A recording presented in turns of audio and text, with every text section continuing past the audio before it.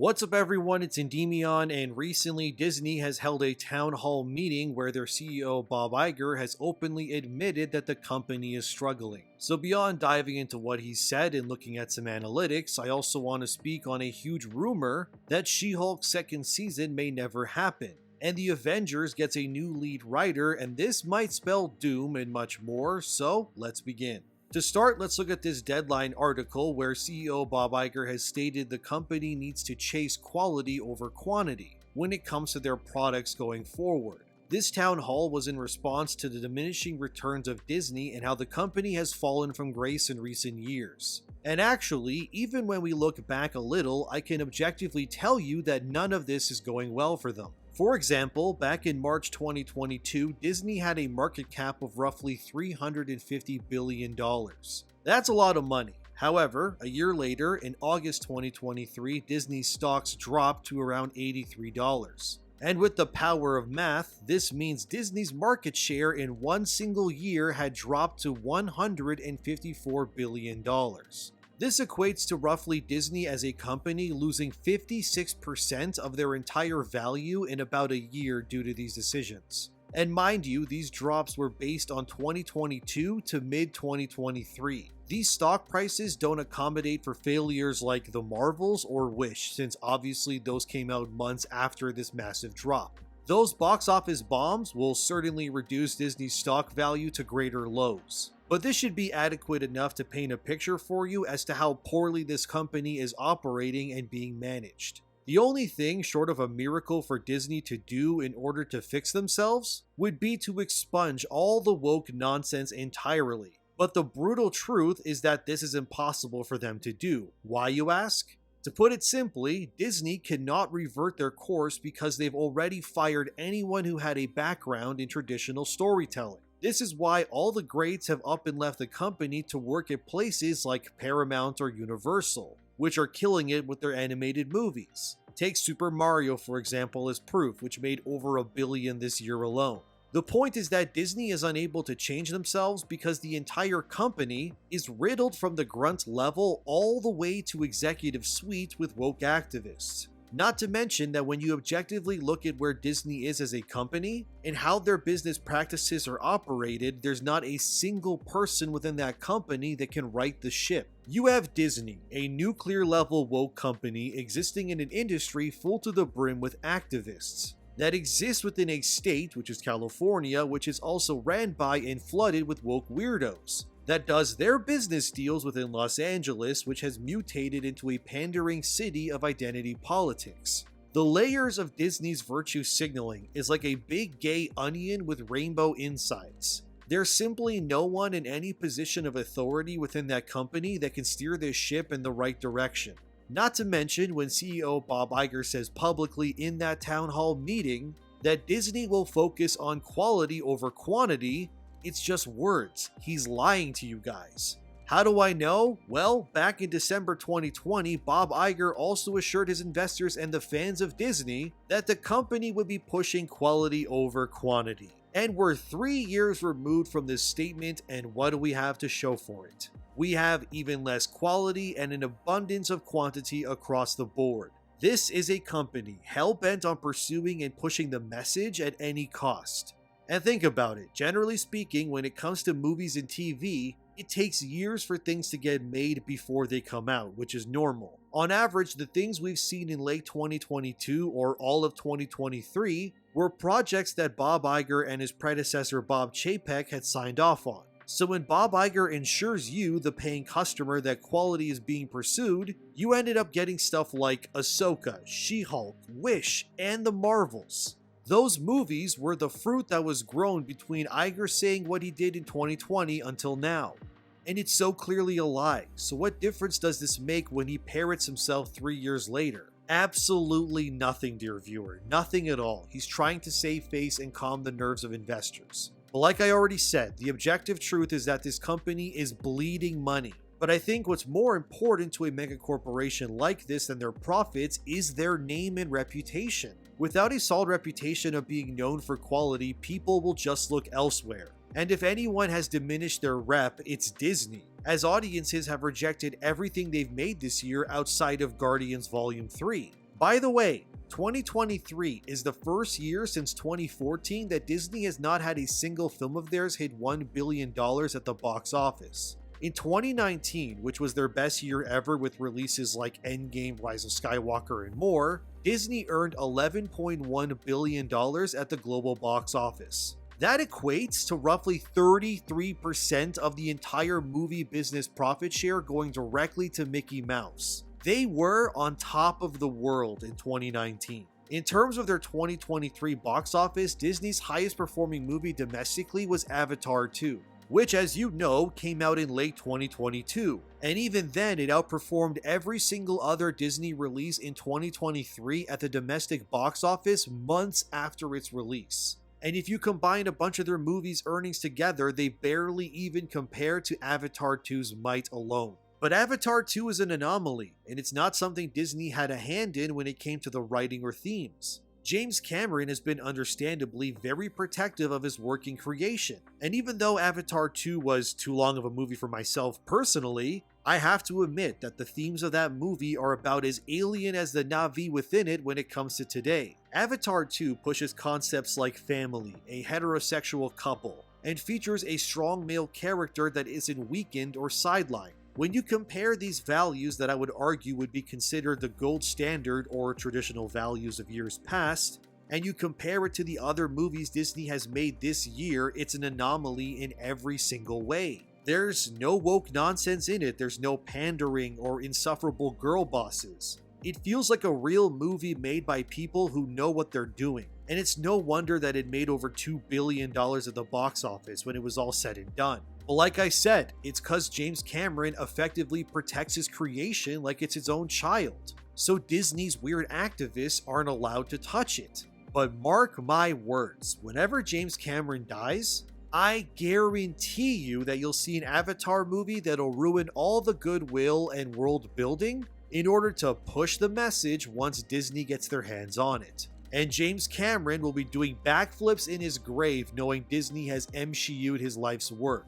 But then again, he's not the only one, since they've been ruining Stan Lee and Steve Ditko's legacy for years now. According to a rumor from thatparkplace.com, She-Hulk's second season is allegedly getting axed as well. According to an industry insider named Thwip T, Kevin Feige has gotten cold feet when it comes to She-Hulk's feminist antics, as the original season cost over $200 million somehow. And each episode of that travesty was around $25 million an episode, which, by the way, is a higher budget-wise than the final episodes of Game of Thrones, if you can believe it. But if this rumor is true, then Kevin Feige has gone ahead and effectively fired the entire creative team behind the project, as he hopefully finally understands that Disney Marvel can't afford another $200 million money pit that amounts to nothing. According to financial analyst and YouTuber Valiant Renegade, who specializes in the financials of companies, Disney lost around $500 million in November alone thanks to the Marvels and Wish.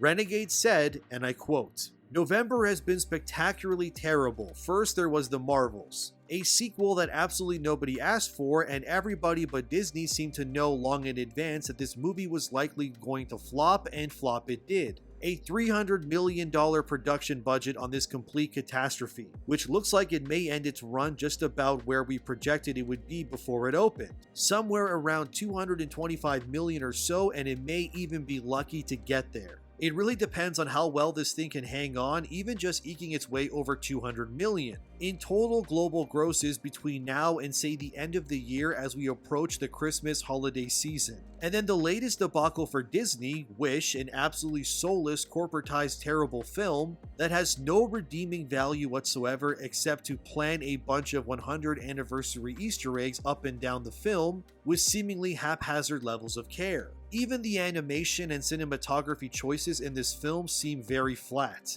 and many of the musical pieces in this film I'm sure Disney intended to have big TikTok hits, but that didn't happen. It may as well have been completely composed and performed by artificial intelligence. With just over $31 million 5-day opening weekend domestically, this may turn out to be Disney's worst performance at the box office since Treasure Planet back in 2002. And I'm going to remind folks that Treasure Planet only cost about $100 million to make. half of what it cost to make Wish, and that movie had a final global box office haul of just shy of 100 million. Wish might not even get there, and we're not even talking about adjusting Treasure Planet's box office for inflation in the past 2 decades. So if the Marvels finishes out slightly above $200 million, and Wish somehow magically works its way up to 150 to 200 million, then that means that these two movies combined may only actually recover the money that the Walt Disney Company spent just to market these things into theaters. About $100 million a piece is a fair average in 23 for the Walt Disney Company, which is lower than what it was previously because their movies used to be bigger hits. But Disney has since seemingly pulled back on a lot of these marketing dollars, but it's still a big spend nonetheless. That means the $200 million the Disney Company spent on Wish and the $300 million they spent on the Marvels is completely gone. End quote. Jesus Christ, bloody hell, dude. So remember when I said earlier that Disney lost 56% of their value in under 1 year? And that the Marvels and Wish weren't included in that loss? Yeah, dude, I wager we'll see even more drops from Disney come 2024. And in terms of their future, they've decided to get the guy who wrote Loki and Multiverse of Madness as their saving grace to write their new Avengers films. Currently, as far as we know anyway, the Kang Dynasty is still going forward, but at this point we don't really know. Regardless, Disney's bright idea was to get Michael Waldron to course correct these movies for them. This is after Disney fired Jeff Loveness from the same project, who by the way was the guy who wrote Quantumania and was a key person in creating the character Kang for the MCU. And it doesn't help when one of your key actors like Elizabeth Olsen, who plays the Scarlet Witch, just openly states in an interview that she hated the writing of Multiverse of Madness. It's a similar arc in Multiverse of Madness that it is in WandaVision. I proposed that to the writers who wrote Multiverse of Madness. I said, do you know what we're doing in WandaVision? Have you seen it? And no, they had not. And blames the writers for not understanding her character. Oh, and by the way, the writer she's talking about? Yeah, it's Michael Waldron. The guy who's now in charge of the Avengers. Lord, give me strength, for Disney is an empire ran by morons. And it's not surprising since Disney's properties have been, like I've said, infiltrated from the ground up by woke activists. And they can't fire these people because the entire company is filled with them. You have entire generations of talent and workers at this company who've been raised on identity politics and majored in nonsense like gender studies. And this is how you end up with books like Gwenpool, where she says she's asexual and aromantic.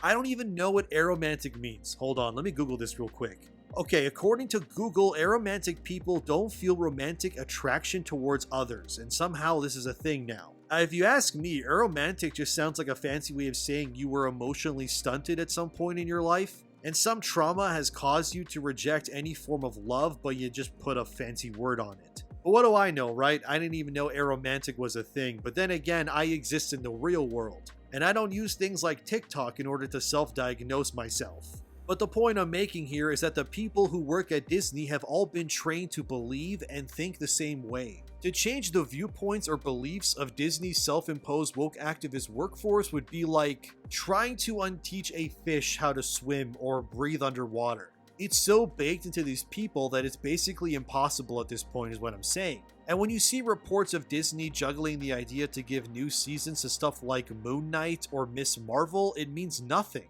Because new seasons of these shows will not fix anything if the writing is still plagued by the same problems. Miss Marvel having a second season will just result in more pandering. Like, who even remembers the main villain of Miss Marvel's first season? Nobody. The whole show is forgettable and awful, and oh yeah, by the way, the lady who directed Miss Marvel, guess what? She's the same lady who's directing Star Wars Episode 10 with Rey returning. So there's even more evidence that Disney is just full of these people, and the product coming out of them will just continue to push the message at any cost. And this is one of my biggest problems with the entire woke ideology nonsense. It's not only that these people fail upwards, but that their losses are not viewed for what they should be viewed as, which is just that, their losses. Instead, they land on their feet after releasing disasters and are praised for pushing social change despite the loss of revenue. If this was 2010 or earlier, Miss Marvel's director would be thrown into the shadow realm for releasing such a dud.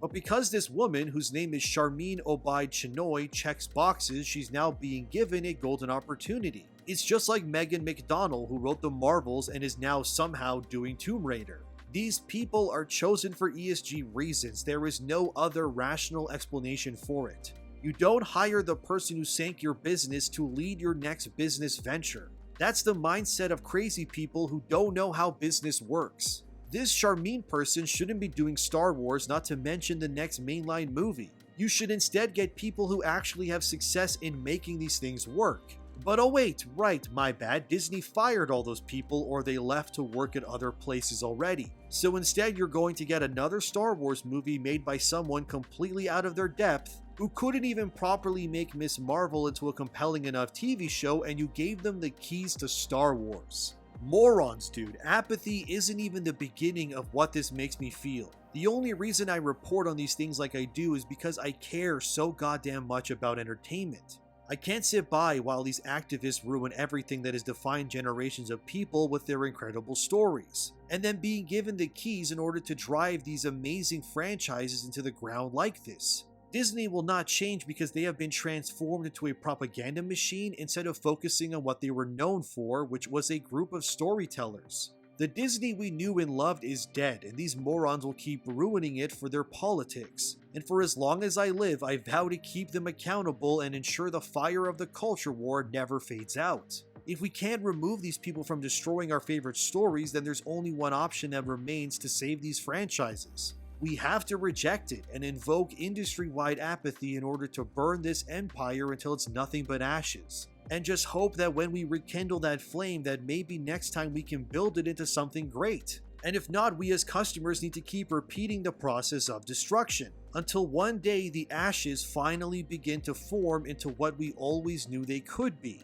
And I just want to finish this video by showing you how Bob Iger refuses to understand why Disney is so out of touch. He said during that town hall meeting, and I quote, "I spent the year with the team fixing a lot of things, but I feel that we've just emerged from a period of a lot of fixing to one of building again, and I can tell you building is a lot more fun than fixing. In assessing some of our performance recently, one of the reasons I believe it's fallen off a bit is that we were making too much. I think when it comes to creativity, quality is critical, of course. And quantity in many ways can destroy quality. Storytelling, obviously, is the core of what we do as a company. I knew that there were myriad challenges that I would face coming back. I won't say that it was easy, but I've never second-guessed the decision to come back, and being back still feels great. I talk about optimism being an extraordinarily important trait of a leader because no one wants to follow a pessimist. But I also believe that hopeless optimism doesn't do anybody any good. And we have real reason at Disney to be optimists, and it starts with the fact that we're Disney. And Disney, as you know, is a brand unto itself, but it's also an umbrella company that houses many assets and many great brands. So reasons to be optimistic, number one is that, end quote.